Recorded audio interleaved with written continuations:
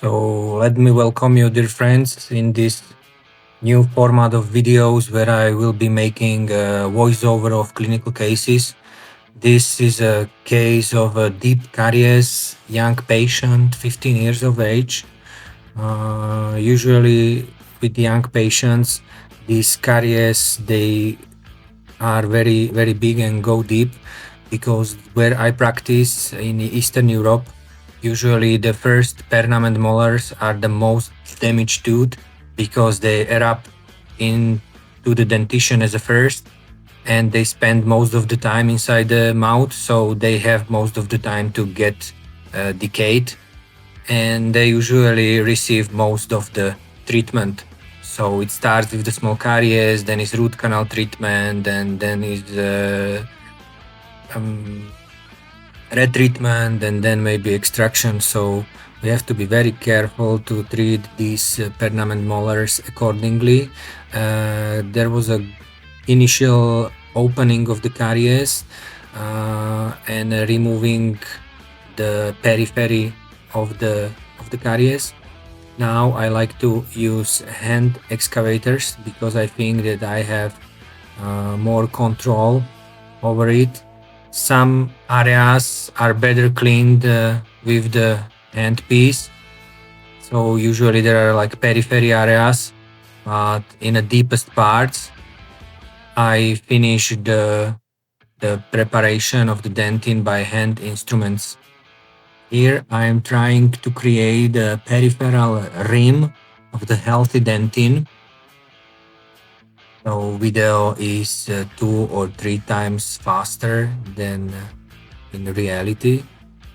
So I try to clean as best as possible, but as you can see, in the deepest part of the cavity there is still soft dentin, and there I don't try to touch by a burr, but I rather use these hand small excavators and excavate as much as possible.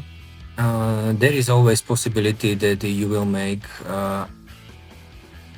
perforation or opening of the pulp, because these caries are very deep. So here I am cleaning as best as I can. Now it seems that maybe I am satisfied with the result. Sandblasting was not visible on a video because it's difficult to record, but as I am using a self-etch adhesive system, I am doing only selective etching of the enamel, where you have to dry totally the cavity. Now we see a small perforation which occurred. Now I'm placing the bioactive material as the direct pulp capping without the bonding, because it has self-etching properties, and now applying the bonding agent. Excess of the bonding is suctioned away. Now light curing, and the basis of the cavity, the big bulk of the filling by itself, I'm using a flowable composite. It's very fast, and you don't have to losing time with this particular step.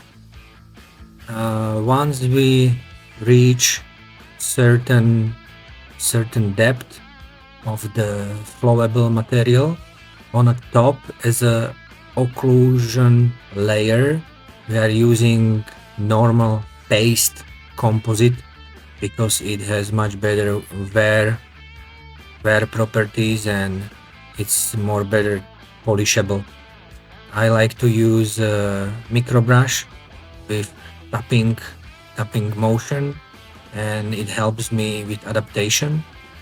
Pizza slice technique with very sharp explorer, and with physically dividing this one mass of composite into separate increments.